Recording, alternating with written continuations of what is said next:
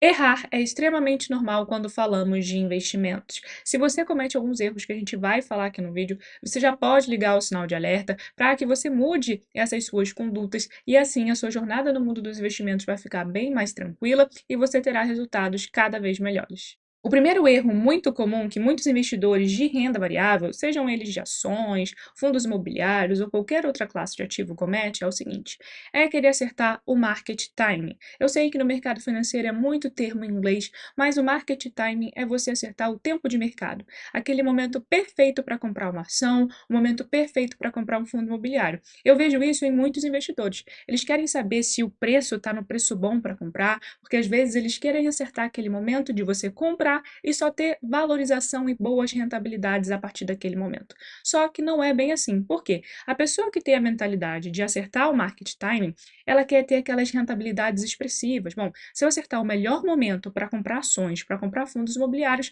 a minha rentabilidade vai ser altíssima, eu vou ter uma rentabilidade bem maior do que o mercado. Só que tem estudos que comprovam que mesmo que a gente consiga acertar o tempo perfeito para comprar todos os nossos ativos, a nossa rentabilidade ela não vai ser tão maior assim quanto a gente está imaginando. Existe um estudo muito famoso feito no mercado lá de fora dos Estados Unidos comprovando essa questão do market timing. Só que a gente tem também uma pesquisa feita pela Economática utilizando o mercado aqui no Brasil. E o estudo é o seguinte: eles simularam R$ 48.000 em aportes em 24 aportes de R$ 2.000. Eles utilizaram como base o Índice Brasil 100, que reúne as 100 maiores empresas com maior representatividade no mercado de ações aqui no Brasil, e eles utilizaram algumas estratégias. Essas estratégias foram as seguintes: a estratégia perfeita, imagina aquela pessoa que acertou o market timing o tempo inteiro, comprou no melhor momento sempre, acertando sempre o fundo do mercado financeiro das cotações. Essa é a estratégia perfeita. Temos a estratégia da alocação anual, onde o investidor ele só faria um aporte único anual de R$ 2.000 durante 24 anos. A outra estratégia é a estratégia da manada, onde o investidor ele segue o consenso do mercado, sempre comprando ali as suas ações quando o mercado ele já subiu muito. Então, sabe quando o Ibovespa sobe, sobe, sobe, aí o investidor ele não quer ficar de fora, ele vai lá, compra, comprando sempre no momento onde as nossas ações estão bem esticadas. E a última estratégia testada é a estratégia ultraconservadora. No caso, esse investidor ele não colocou nada em renda variável, deixou apenas investimentos em renda fixa atrelados ao CDI. Como a gente sabe, o CDI ele anda colado com a nossa taxa Selic, então quanto mais a nossa taxa Selic sobe, mais investimentos indexados ao CDI vão render, e quando a nossa taxa Selic cai, investimentos indexados ao CDI vão render menos. Dito isso, eu acredito que já tenha passado na sua cabeça que o investidor com a estratégia perfeita teve um resultado extremamente expressivo, muito maior do que todas as outras estratégias, até porque ele acertou o momento perfeito do mercado durante 24 anos. Bom, vamos ver então o resultado. Se a gente olhar, a alocação perfeita, obviamente, teve uma rentabilidade maior, ela é representada por essa linha vermelha. A alocação anual, onde o investidor fez aqueles aportes regulares anuais, a linha é verde. A linha em azul é aquele que seguiu a manada, só comprou quando o mercado subiu pra caramba já. E a linha aqui tracejada em cinza é aquele investimento apenas indexado ao CDI, totalmente em renda fixa, aquela estratégia mais conservadora. Olhando então para números, a gente consegue perceber que o resultado da estratégia perfeita não foi tão expressivo assim, se a gente comparar com as outras estratégias. A estratégia perfeita terminou com um valor final de R$ 297.996, a alocação anual com R$ 252.483, o que segue a manada terminou com R$ 202.915 e aquele mais conservador que ficou só em renda fixa indexado ao CDI terminou com R$ 194.820.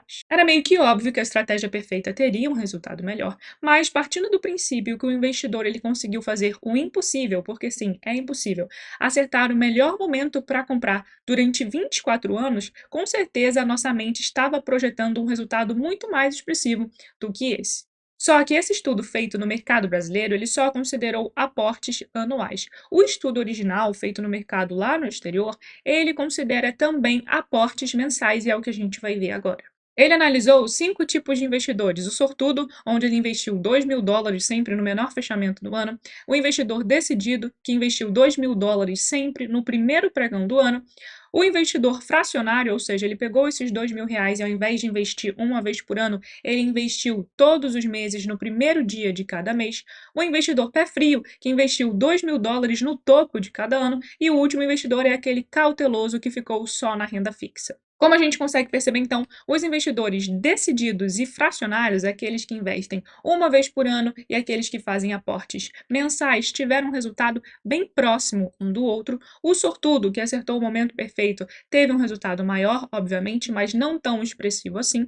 O pé frio, que investiu sempre no topo de cada ano, foi o que teve o menor resultado dentre os investimentos de renda variável, e o cauteloso aqui foi o que teve o pior resultado, né? Expressivamente menor, mas é porque lá nos Estados Unidos o histórico da taxa de juros é ser bem menor do que a taxa aqui no Brasil. O que conseguimos perceber então é que é literalmente perder tempo tentar vencer o mercado. Isso vai trazer frustração, dor de cabeça, porque vamos achar que compramos ali aquela ação no melhor momento, a gente abre daqui a um tempo, aquela ação se desvalorizou, já nos frustramos, já achamos que então investir não é para mim, não consegui acertar o melhor momento para comprar, sou muito ruim nisso aqui.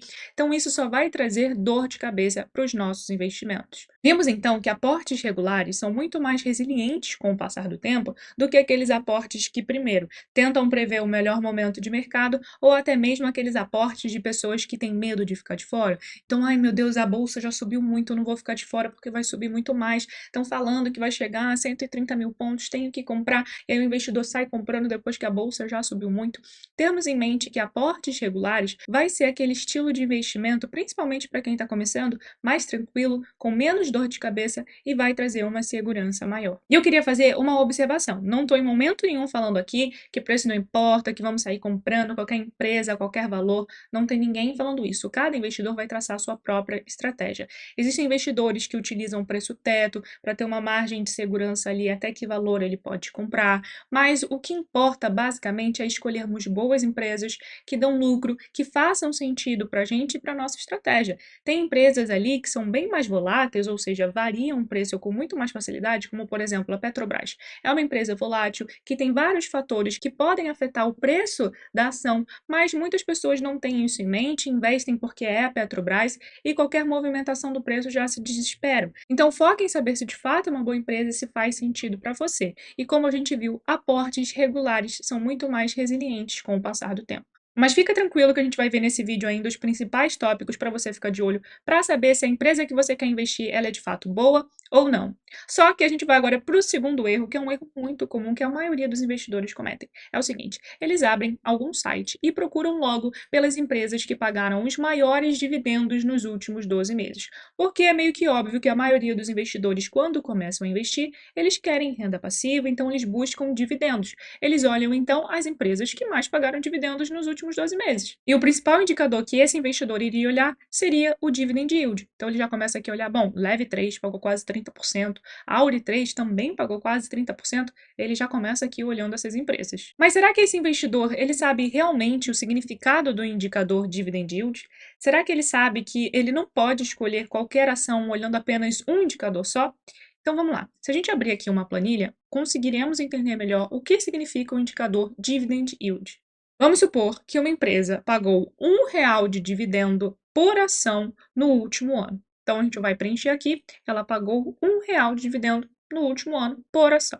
Qual é a cotação atual? Ou seja, se você abrir a sua corretora agora e digitar ali o código dessa empresa, qual valor ela estará sendo negociada? Vamos supor que ela esteja sendo negociada por R$ 10. Então, a gente consegue perceber que o dividend yield vai ser 10%. Ela distribuiu R$ 1 de dividendo por ação e o preço de cada ação é R$ 10. Então, o yield dela é de 10%. Só que vamos supor que daqui a alguns dias sai alguma notícia sobre essa empresa, o mercado enxerga com os bons olhos e o preço dela dispara. Ela vai de R$ 10 para R$ 13. Ué, o yield dela caiu. Então, será que se essa pessoa olhasse uma semana depois, ela se sentiria tão atraída assim? Por quê? A cotação da ação vai interferir diretamente no yield dela. Você percebe que passou uma semana, essa empresa continua tendo distribuído R$ 1 no último ano de proventos. Isso não se alterou. Mas a cotação dela se alterou. Ela subiu. E o que a gente conseguiu perceber? Que o yield caiu. Então, toda vez que o preço da ação subir, o dividend yield vai cair. Agora, vamos supor que ela estava a R$ 10, saiu alguma notícia e o mercado precificou mal, entendeu que essa empresa vai ficar mais arriscada. Então, a cotação dela caiu, agora está em R$ 8. Aí o investidor olha lá e pensa: bom, o yield dela subiu, essa empresa agora está pagando 12,5%. Isso é um ótimo dividendo, essa empresa ela deve ser ótima, mas ele não está entendendo o que está por trás da empresa. Isso é muito importante perceber. Às vezes ela entregou R$ 1 de provento por ação no último ano, só que saiu alguma notícia que o mercado interpretou mal, achou que vai aumentar o risco da empresa, o preço dela caiu porque automaticamente o mercado entendeu que a ação poderia estar um pouco mais arriscada, mas o yield dela subiu. E aí o investidor que escolhe uma empresa olhando apenas o dividend yield, acha que essa empresa está distribuindo muito mais dividendos, que ela melhorou muito mais. Só que na verdade não é bem assim. Por quê? Porque ele não entendeu o momento que a empresa está passando. Então, mais uma vez, eu mostro que é muito importante você entender a empresa que você vai investir, saber o momento que ela está. Porque se você se basear apenas no yield, ele pode estar mascarando algum problema que você nem sabe. E como você sabe, o dividendo, ele nada mais, nada menos é do que o lucro que a empresa teve, ela pega o lucro e distribui para os seus acionistas em formas de dividendo, beleza? Certo. Só que muitas pessoas interpretam o dividend yield alto como ser uma boa pagadora de dividendo. Só que a gente não sabe qual é a porcentagem do lucro que essa empresa distribuiu para os seus acionistas. Vamos supor que uma empresa ela teve R$ 100 de lucro e ela distribuiu R$ 40 para os seus acionistas. Bom, ela só distribuiu 40% para quem é acionista. Então, ela não distribuiu grande parte do seu lucro. Para você saber se a empresa ela literalmente distribui a maior parte do lucro dela, você precisa olhar um indicador chamado payout, que é basicamente o que a gente acabou de falar. Imaginei que uma empresa teve um lucro de R$ 100 e distribuiu R$ 50 em formas de dividendo para os seus acionistas.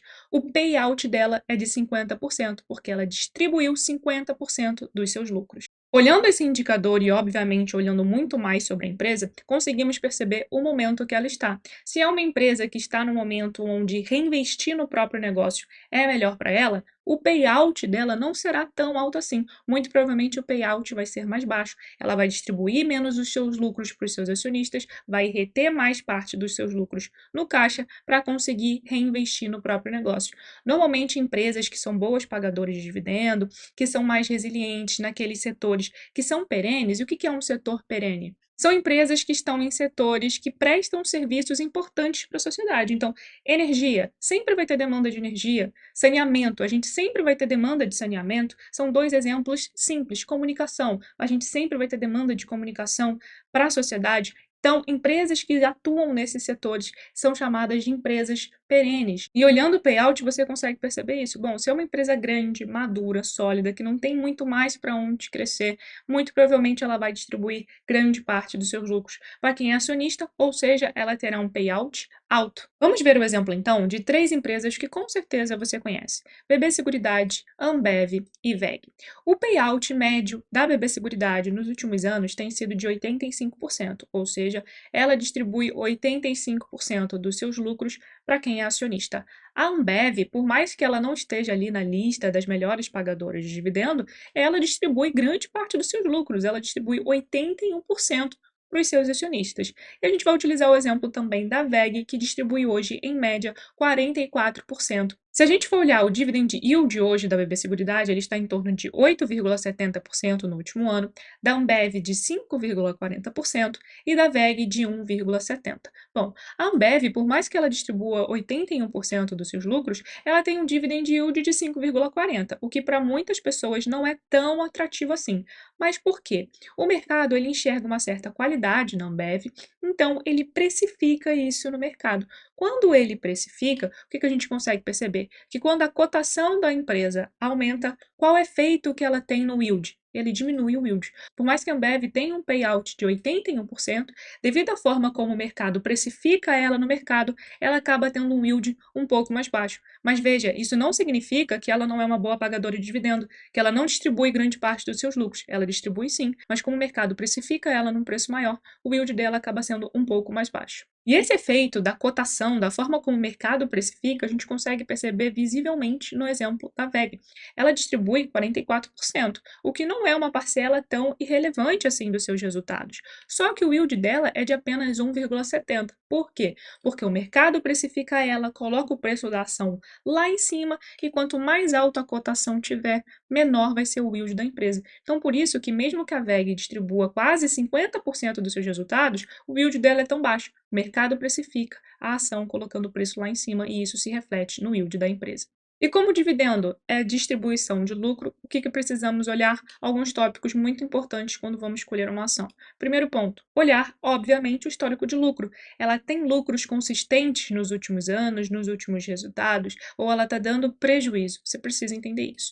Qual é o endividamento dessa empresa? Ela está altamente endividada? O endividamento dela está controlado? Ou aquela empresa que não tem dívida, que a dívida líquida dela é até negativa? O que é a dívida líquida? É você pegar o quanto a empresa tem de dívida e diminuir do que ela tem em caixa. Se esse resultado for negativo, significa que a empresa tem muito mais dinheiro em caixa do que ela tem de dívida. Então, facilmente ela conseguiria arcar com toda essa dívida. O caso da WEG é um belo exemplo. Ela possui uma dívida líquida negativa. Você precisa olhar também o tag along. O tag along nada mais é do que uma proteção ao investidor. Imagina que o controlador da empresa ele quer vender a sua participação e você, pequeno investidor, não concorda com essa mudança, não confia no próximo controlador ou até mesmo quer se desfazer da ação. Será que você teria o direito de se desfazer da sua ação vendendo pelo mesmo preço que o controlador vai vender as ações dele? Você só vai conseguir perceber isso através do tag along. Se uma empresa te oferecer 100% de tag along, significa que você vai conseguir vender exatamente pelo mesmo valor que o controlador vender a sua participação na empresa. E se essa empresa tiver um tag along de 80%, significa que você só vai conseguir vender as suas ações por 80% do preço que o controlador vender a participação dele nessa empresa também. E o mais importante, entender como a empresa funciona, como é o negócio dela. É um negócio que você enxerga futuro, que é sustentável no longo prazo? É um setor cíclico? O exemplo que a gente utilizou aqui, por exemplo, da Leve 3, né? Se o investidor ele olha apenas o dividend yield, gostou da Leve, vai investir porque ela distribui ali supostamente muito dividendo. Se a gente entrar aqui nas informações da empresa, conseguimos ver que o setor da Leve é o setor de consumo cíclico, ou seja, os resultados dessa empresa, eles vão variar. Vai ter momentos que a empresa vai estar dando um bom resultado, um resultado pior, um resultado melhor, um resultado pior. Por quê? Porque o setor que ela atua tem essa característica, não porque ela é uma empresa ruim, mas o investidor ele precisa estar ciente disso. Às vezes ela depende de uma matéria-prima, dependendo do preço dessa matéria-prima, isso vai afetar os resultados dela. Às vezes essa empresa ela pode depender muito da taxa de juros. Imagina uma varejista, Magazine Luiza, Casas Bahia. São empresas que estão no setor cíclico e qualquer investidor que vá colocar o seu dinheiro nessa empresa tem que estar ciente disso. Quando uma varejista passa por um momento, né, onde a taxa de juros do nosso país está subindo, quando a taxa de juros aumenta, isso diminui o consumo das pessoas, o crédito fica mais caro. E se tem menos consumo, como é que as varejistas se sustentam? O resultado dela vem bem pior. Então você percebe que tem um certo ciclo nos seus resultados. Então não é só apenas chegar, paga bom dividendo, dividend yield alto, vou investir nessa empresa. Precisamos olhar todos esses fatores: lucro, endividamento, como a empresa funciona, o setor que ela está, se é cíclico ou não, se faz sentido para você. Veja que são vários fatores antes de tomar a decisão de comprar ou não uma ação. E o terceiro erro é aquele onde o investidor ele se apega ao que já aconteceu. Um exemplo que a gente acabou de falar durante o vídeo inteiro. Se você olha o dividend yield de uma empresa, é o que já aconteceu, certo? É o dividendo que ela já distribuiu, ficou no passado. Então o investidor ele olha para o que já aconteceu e pensa que isso vai continuar se refletindo, sem ao menos entender como está a situação da empresa. Uma boa distribuição de dividendos só vai continuar acontecendo se a empresa se manter sustentável com o passar do tempo. Se não, se ela não tem lucro, como é que ela vai distribuir dividendo? Ou então ele abre lá um gráfico, abre um gráfico de uma ação, de um fundo imobiliário e fala: nossa, olha a performance que esse fundo teve, superou o IPCA com folga, uma ótima rentabilidade, bom, vou investir. Por quê? Ele simplesmente simplifica a decisão dele, onde ele teria que olhar vários outros fatores, ver se é um bom fundo, se é bem gerido, uma boa ação. Ele pula essa etapa e simplifica a decisão dele em simplesmente olhar o que já aconteceu. Olha o que já aconteceu de rentabilidade, olha o que ela já distribuiu de dividendos e acha que se ela teve essa performance até então, é essa performance que ela vai ter daqui para frente. Isso em finanças comportamentais se chama heurística da representatividade, que é basicamente a gente pegar o que já aconteceu e usar como ponto de decisão de uma forma bem mais simplória e falar, bom, vou investir nessa ação, nessa empresa, porque ela já distribuiu muito provento, distribuiu até então ótimos proventos, ela teve uma ótima rentabilidade. Você simplifica toda essa decisão olhando para o passado. E isso é algo que acontece muito na maioria dos investidores. O que eu quero passar nesse vídeo, então, eu acredito que você tenha entendido, é que saiba onde você está colocando seu dinheiro, até porque ele foi bem suado para estar no seu bolso. Não saia investindo em qualquer ação ou qualquer fundo imobiliário, só olhando o que já aconteceu. É possível sim a gente olhar o que já aconteceu, ver se de fato o fundo, a ação, ela teve uma boa performance até então, mas o que vai dizer se ela vai continuar tendo uma boa performance é a situação da empresa hoje, é a situação do fundo imobiliário hoje. Busque entender isso e vá aos poucos, tá? Não se apresse em sair investindo em várias coisas só para dizer que investe. Investir demanda tempo, tá? Eu invisto apenas há 2 anos, existem pessoas que investem há 10, 12, 15 anos e cada vez mais elas adquirem mais conhecimento. O conhecimento ele vai vir com o tempo, automaticamente você vai melhorando as suas escolhas. Eu já trouxe um vídeo aqui no canal falando da importância da gente ir aos poucos. Escolhe uma classe de ativo, estuda, monta sua carteira ali, depois vai, por exemplo, para outra classe de ativo, agora eu vou para ação, vou entender como funciona, vou escolher minhas ações. Indo aos poucos, você pode ter certeza que você vai tomar decisões muito melhores nos seus investimentos. Então, eu espero que você tenha gostado do vídeo. Não deixe de se inscrever aqui no canal e ativar o sininho para ficar por dentro de todos os vídeos que saem às terças, quintas e sábados. E não deixe de deixar o seu like, porque assim o YouTube vai entender que esse vídeo foi relevante e vai recomendar para muito mais pessoas. Então, um beijo e eu te vejo no próximo vídeo.